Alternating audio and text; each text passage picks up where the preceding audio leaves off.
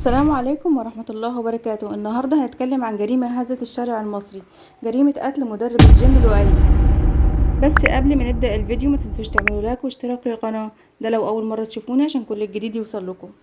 شهدت مدينة شبرا الخيمة بمحافظة القليوبية انهاء حياة مدرب جيم على يد شخص، وده أثر قيام المجني عليه بالدفاع عن شخص مسن كان المتهم بيقوم بضربه، وده كان بدائرة قسم ثاني شبرا الخيمة.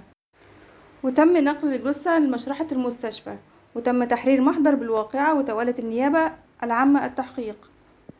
وأكدت المصادر أن المجني عليه تدخل لفض مشاجرة بينه وبين جيرانه أثر خلافات بينهم على مسح السلم، وبعد فض المشاجرة تبين المتهم وجاره شخص مسن.